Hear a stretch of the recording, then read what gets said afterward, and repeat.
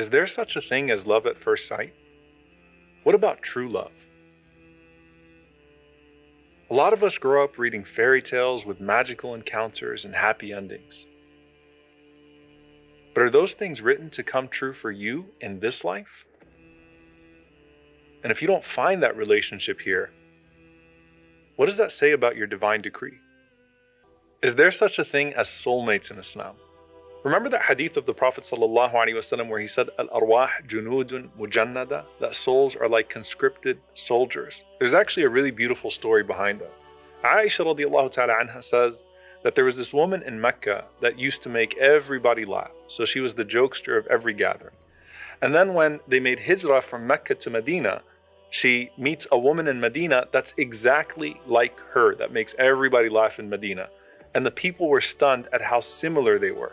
And when they mentioned that to the Prophet ﷺ, he said, Al-arwah junudun mujannada. Souls are like conscripted soldiers. They incline towards one another based upon this natural affinity.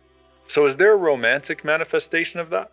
Well, there's a scholar that said to his wife once that, isn't it amazing that 50,000 years before Allah introduced the heavens and the earth, He put your name down next to mine?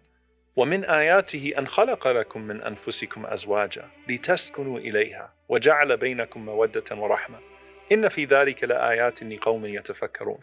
And of His signs is that He created for you mates from amongst yourselves, that you can dwell with in tranquility. And He placed love and mercy between you, and in that is a sign for people who reflect. And when you meet someone, you can be so sure that that's the one. And there are multiple ways that love starts, and multiple layers to love. And it can certainly start with what seems like an organic spark. And Imam bin Hazm rahimahullah said, Al-hub awwaluhu hazlun wa akhiruhu jad. That love starts off as something very playful, and then it proceeds to something very serious. He goes on to say that its meanings are too profound to be described. Its reality can only be understood by experience. And he says, love is not blameworthy in our religion, nor is it forbidden because every heart is in Allah's hands.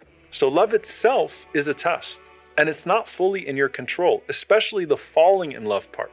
It's something that Allah subhanahu wa ta'ala decrees in your heart, and as long as you don't transgress the boundaries and you pursue it in a wholesome and halal way, then you can enjoy the blessing of this decree within the sanctity of marriage. Inna fi dhalika لَآيَاتٍ لِقَوْمٍ يَتَفَكَّرُونَ. Indeed, in that are signs for people who reflect.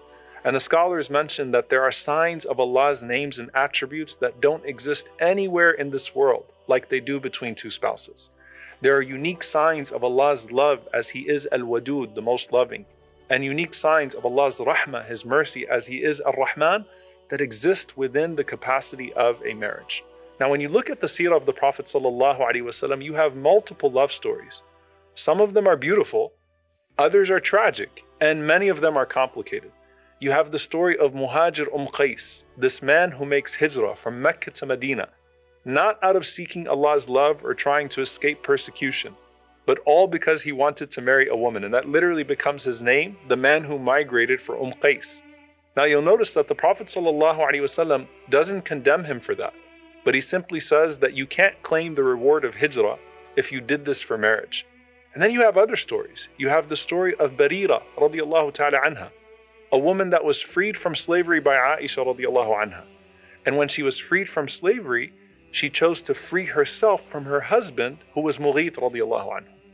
And in Medina, you had this scene of Mughith going behind Barira, begging her not to leave him. And it was painful for people to watch, to the point that the Prophet ﷺ, in his mercy, feels so sorry for Mughith, and he says to his uncle Al-Abbas, isn't it astonishing how much Mughith loves her and how much Barira hates him? And the Prophet ﷺ felt so bad for him that he goes to Barira and says, will you not take him back? And she said, Ya Rasulullah, are you commanding me to do so? Or are you simply interceding? And the Prophet ﷺ said, no, I'm just interceding. And she says, I have no need for him, Ya Rasulullah. Now the Prophet ﷺ had so much sympathy for Mughith, but he didn't want to force them together just because Mughith really loved her.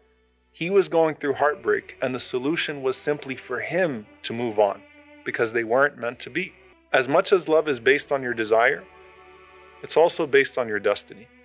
Your love story was written by Allah in the heavens before you both even came to this world. Allah created your love and created the means for your love. And Imam Ibn Hazm rahimahullah outlines over 15 reasons why people fall in love. He talks about physical beauty and temperaments and character and wealth and family and all sorts of things. But then he says the most noble love is mahabbatil mutahabina fillah, love for the sake of Allah. And he specifically says that it could be lijtihadin fil amal, because of a similar passion for righteous work that two people are both engaged in.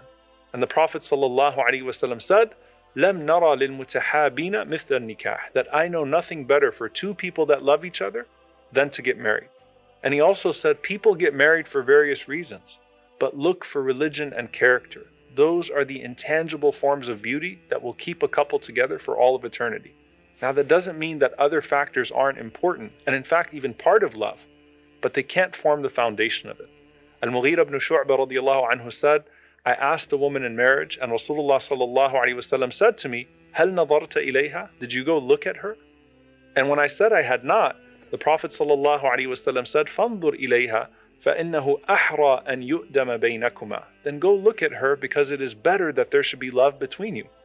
But with all of that being said, two people can seem like a perfect fit and can have all the same passions and want to do everything right, but for some reason Allah subhanahu wa ta'ala just didn't want it to happen in this dunya. And being attached to a person or the idea of a person can be incredibly intoxicating or debilitating. Romance is just like rizq. It's not something everyone is going to have in this dunya. And we are to be content with what Allah has decreed, even if that means I have to wait for my spouse in Jannah, where the Prophet ﷺ said, "Laysa fil jannati a'zab." No one is going to be single in Jannah. But if it hasn't been decreed for you in this dunya, that doesn't make your worth any less.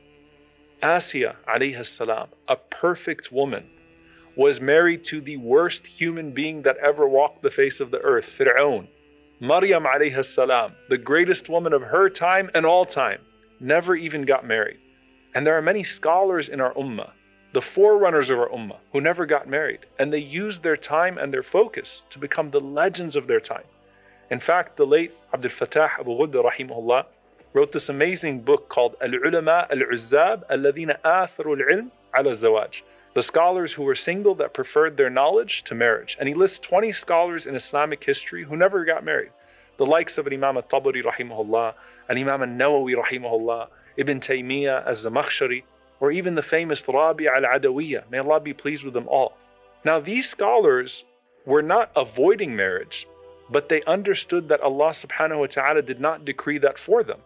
And many scholars said that the reason why they were able to achieve what they achieved is perhaps because they didn't have those families, and instead they left behind their books as their children.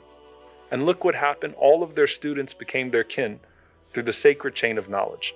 Now that doesn't mean it's either knowledge or marriage, or it's either worship or marriage, or it's either charity or marriage, or it's either volunteering or marriage.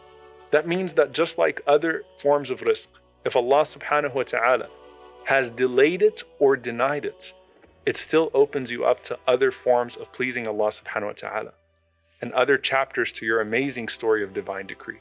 And it might be that that soulmate is still out there in this world. At one moment, Abu Hurairah radiallahu ta'ala anhu couldn't get married due to his poverty. And he comes to the Prophet sallallahu alaihi wasallam complaining. And the Prophet ﷺ was silent as he repeated his complaint 3 times. Then the Prophet ﷺ said, "Ya Abu Hurairah, جَفَّ الْقَلَمُ بِمَا أَنْتَ لَاقٍ." O Abu Hurairah, the pen has dried with what you are going to find. And eventually, Allah subhanahu wa ta'ala opened that path for Abu Hurairah years later, but on his time. So when is our time? Only Allah knows. You know, subhanAllah, some of the narrations mention that Isa alayhi salam, Jesus, peace be upon him, will get married after he descends again to this earth. So it would have taken him thousands of years to have his soulmate in this life. Where is yours? Here or there? You don't know. But just know that Al-Wadud hasn't forgotten you. Al-Latif is subtle and has a sight on your perfect match. مَنْ ظَنَّ انْفِكَاكَ لُطْفِهِ عَنْ قَدَرِهِ فَذَلِكَ لِقُصُورِ نَظَرِهِ. Whoever supposes that his loving kindness is separate from his ordaining decree, does so out of his own short-sightedness. Sometimes we don't make it any easier on ourselves. We let our minds fantasize and imagine a life that may or may not come true. But we start to build an emotional connection to this idea in our head.